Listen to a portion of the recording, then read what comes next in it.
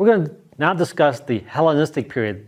This is a time where the Greek culture has a great influence over the land of Palestine, over the land of Israel, through the conquest of one general called Alexander the Great, who conquered most of the ancient world throughout Egypt and the land of Israel, the land of the Mesopotamians, and even further east. It's just amazing.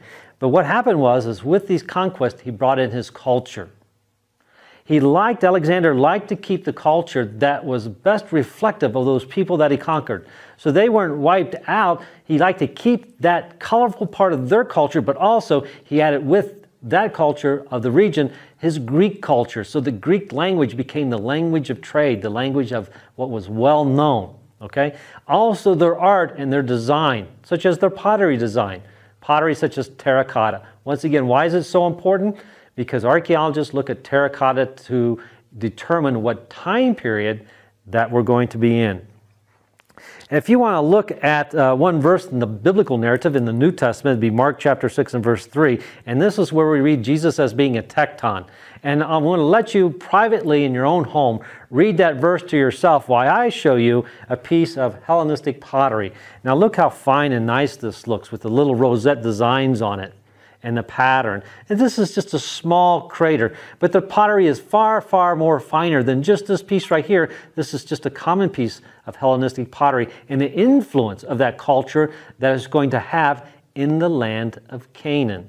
So this is the style of pottery that we're getting ready to see. All right?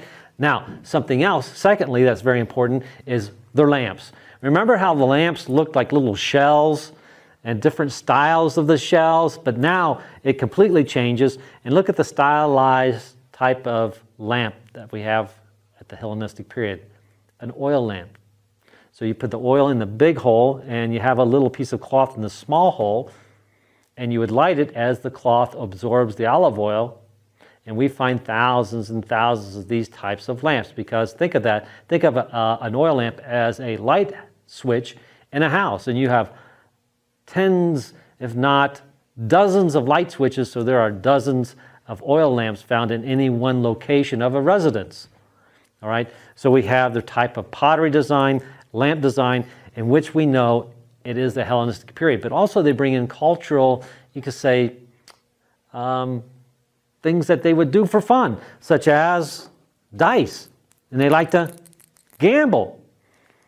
Or also they built mausoleums. They're the first ones to bring in mausoleums. So the wealthy had mausoleums. But later on in the Jewish culture, what they did is they thought that these mausoleums would become a place to deposit the remains, so that it had a place to wait for a time period which was known as the resurrection.